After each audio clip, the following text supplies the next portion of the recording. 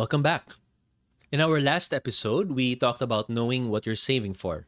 Because once you've defined the destination, the next question becomes obvious. How do you actually get there? Most people assume the answer is simple. I just need to make better financial decisions. Save more, spend less, invest wisely, avoid bad purchases, stay disciplined. And on the surface, that sounds perfectly reasonable. But after years of working with professionals who were already intelligent, hardworking, and financially responsible, I've come to a different conclusion. I don't think most people struggle because they don't know the right decisions. I think they struggle because the right decisions still depend too much on remembering, motivating themselves, and having enough willpower on any given day. And those things are surprisingly unreliable. So today, I'd like to offer a different idea. What if financial freedom isn't built by better decisions, but by better systems? As you're listening today, I'd like you to think about one question. What's one financial habit that you know is good for you, but you've struggled to do consistently? Maybe it's saving. Maybe it's investing. Maybe it's reviewing your finances regularly. Maybe it's sticking to a budget. Keep that one habit in mind. Because by the end of this episode, I don't want you to simply try harder. I want you to think differently about why consistency has been difficult. If you've ever felt like you're doing many of the right things, but your financial life still feels scattered, I've put together a free financial fragmentation checklist. It's designed to help you identify where your financial systems may be disconnected and where small changes can make a big difference. You can download it using the link in the description.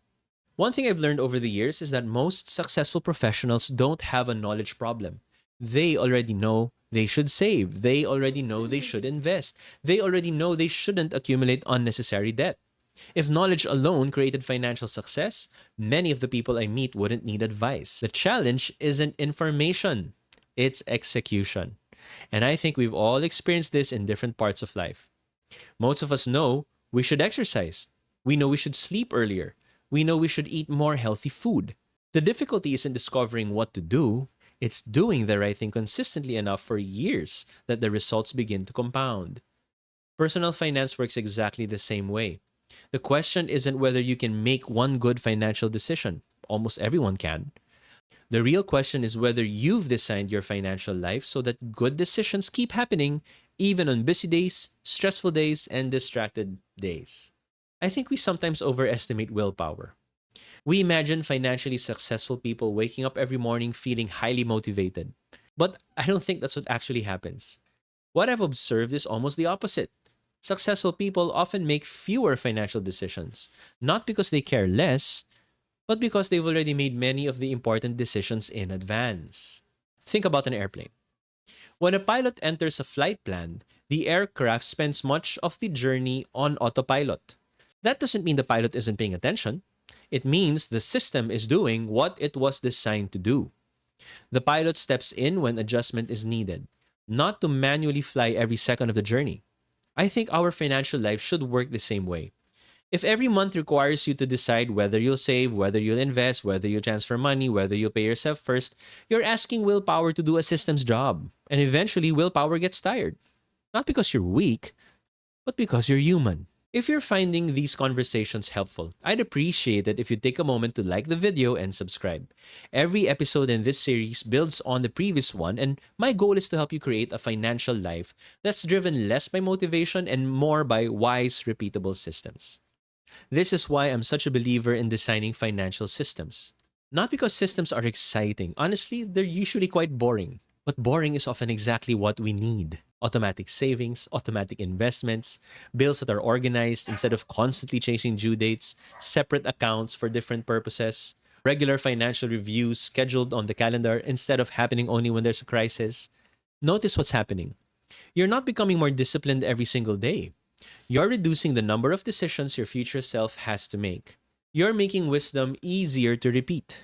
And over time, repetition becomes momentum. Momentum becomes progress. Progress becomes confidence.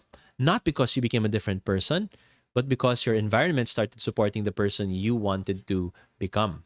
Here's the irony. People sometimes think systems reduce freedom. I actually think they create it. When your essential financial decisions are already happening consistently, your mental energy becomes available for more important questions. Questions like, should I change careers? Can I spend more time with my family? Is this the right opportunity? Can I afford to become more generous? Those are much more meaningful decisions than asking yourself every payday whether you remember to move money into your savings account. Systems protect the important things by making the ordinary things dependable. And that's why I believe financial freedom isn't built one brilliant decision at a time. It's built through thousands of faithful decisions that become almost automatic because you've intentionally designed your financial life that way. So let me bring you back to the question I asked earlier. What's one financial habit you've struggled to do consistently? Maybe the answer isn't that you need more discipline. Maybe the better question is, what system would make that habit easier to repeat? Because I don't think successful financial lives are built on extraordinary effort. I think they're built on ordinary wisdom, repeated consistently over a long period of time. And good systems make that possible. Of course, building good systems raises another important question. How do you know whether those systems are actually working? How do you know you're making meaningful progress instead of simply staying busy? That's exactly what we'll explore in the next episode. I'm Juan Casas from Beacon Wealth Advisory. I'll see you in the next episode.